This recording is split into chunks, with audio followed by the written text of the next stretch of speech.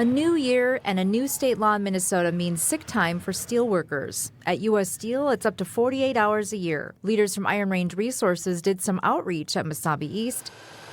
And President Biden stopped by Superior to talk about replacing the Blotnick Bridge, which will need so much steel. We're making sure that iron, that steel, that construction material to build this bridge is made in America. In February, the proposed merger between U.S. Steel and Nippon continued to make headlines, with rival Cleveland Cliffs still opposing it.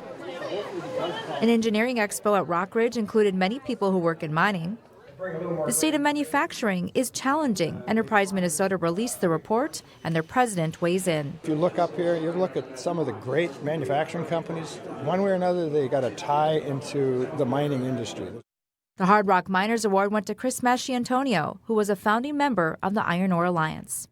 Moving to March, after urging from the steel producers, the Soo Locks opened 3 days earlier than normal, which is March 25th. The first vessel to leave the Twin Ports, the Bay Como, loaded with iron ore. MSHA launches an online tool to help miners. A youth climate summit at Rockridge included U.S. Steel.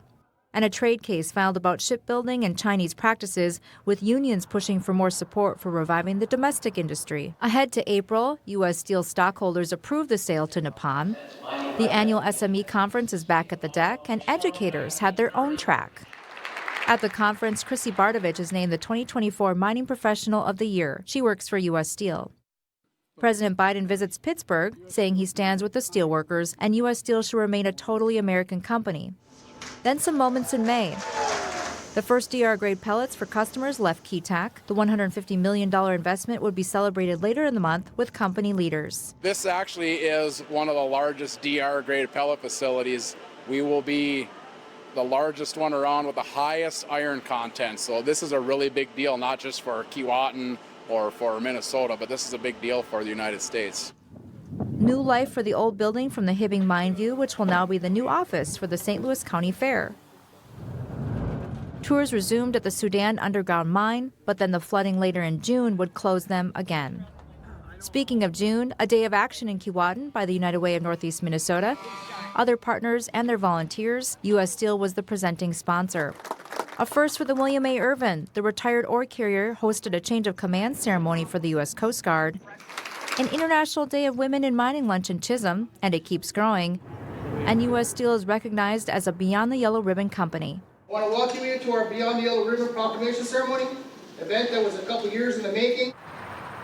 Also in June, the Michipicoten carrying ore ends up with a hole in its hull. She remains at Fraser Shipyards.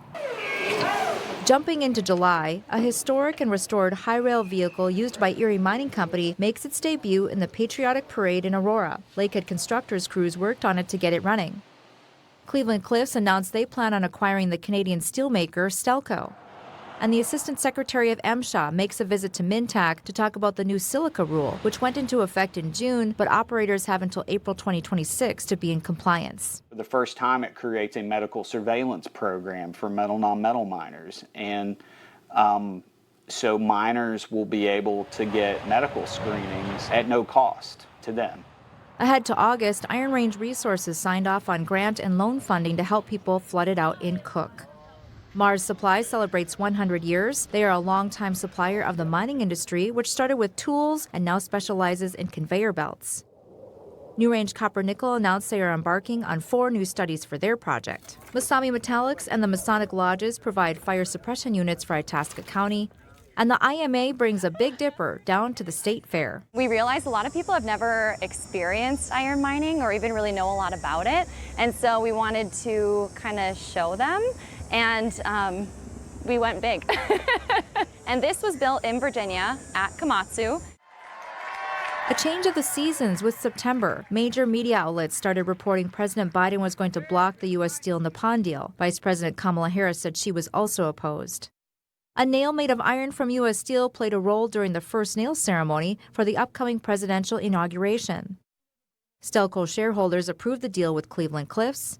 The Mine Expo in Las Vegas, Komatsu and U.S. Steel, all part of the Every 4 Years event. It's put on by the National Mining Association. In October, before the snow started to fly, we got a look at the progress at the Mesabi Metallic site. Then the company hosted public tours as well. They remain committed to opening up mining at the end of 2025 with DR-grade pellet production in early 2026. New Range also hosted public tours this month. Kids at Nashua Keewatin got to check out their new school, which is being built on land donated by U.S. Steel. In November, a new beginning for Cleveland Cliffs and Stelco. The two merged together, with Stelco remaining a wholly owned subsidiary in Canada. The election wrapped up, with a longtime steelworker now representing the Iron Range in St. Paul. Cal Warwas has worked at Mintac for over 28 years. He will hold the 7B spot in the legislature since Dave Lislegard did not run for re-election. Finally, in December, the IMA celebrated a year full of accomplishments at their annual meeting at Fortune Bay. Nippon says it will offer $5,000 closing bonuses to U.S. Steel employees. The 74 new snow guns at Giants Ridge made possible by Iron Range Resources funding.